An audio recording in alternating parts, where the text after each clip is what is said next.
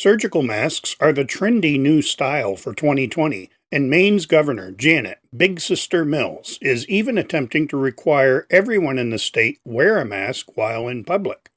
The mass fear instituted by the mainstream media and government over COVID-19 has a large portion of the society now wearing masks for fear of catching the infamous COVID-19 coronavirus, which has been found to have a case fatality rate similar to the common seasonal flu.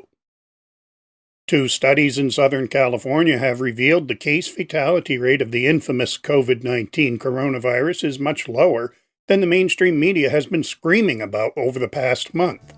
A study by Stanford University estimated a case fatality rate for Santa Clara County at between 0.12 and 0.20%. A similar study conducted by the University of Southern California found the COVID-19 case fatality rate to be between 0.13 and 0.27% for LA County. Here in Maine, a significantly lower case fatality rate was found. According to numbers from the Maine CDC, as of April 29th, there were 19,546 negative tests for COVID-19 returned.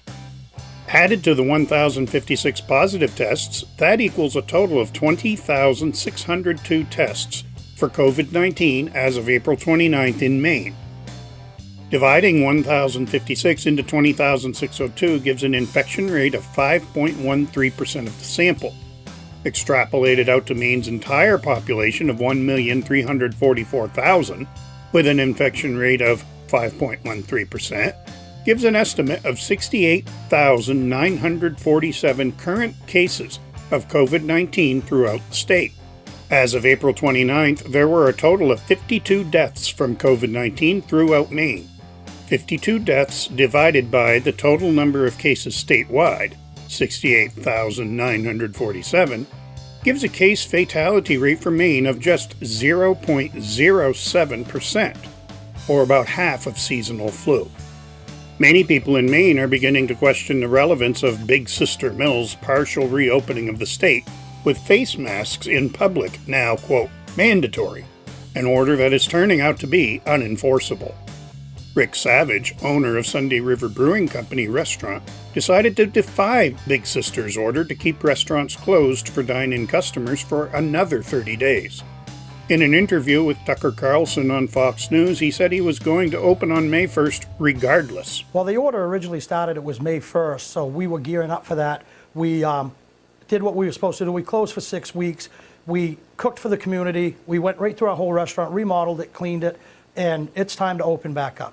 We've gone throughout other parts of Maine. People are everywhere. I've got a restaurant that seats 250 people inside, a deck that seats 100, a 2,200 square foot patio, so I could put people at 6-foot space and everywhere and get open back up for business. So if each person does that in the state of Maine and tailors their business for what works, and people feel comfortable coming in, come in. If they don't feel comfortable, call us and we'll deliver it to your car. If you want to go sit on the deck, sit on the deck. You know, we've tried to call the governor. You can't even get a hold of them. The lawmakers are left in the dark, both Republicans and Democrats. She's doing this all rogue on her own. So we've had enough of it. We're encouraging all businesses in Maine to open up. We should have never been shut down in the first place. We need to open back up, get this summer tourist business going, or we're going to lose a third of our restaurants. Who knows how many motels and other businesses. So we're advocating for everybody, not just for my restaurant. It's time to go back to work. Keeping to his word, Savage did open on May 1st, and over 150 people showed up to celebrate the event and dine in. Savage received word that his liquor and restaurant license was revoked by Big Sister, but he has decided to remain open and pay the daily fines anyway. Republican congressional candidate for Maine's District 2, Adrian Bennett, was also in attendance at Savage's reopening event.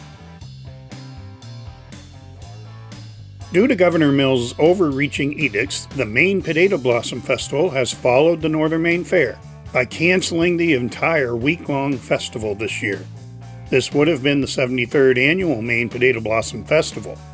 The entire outdoor summer activity schedule in northern Maine has already been canceled. The only event still scheduled is the Holton Agricultural Fair. They are expected to make a decision later this month on whether or not they will also close down.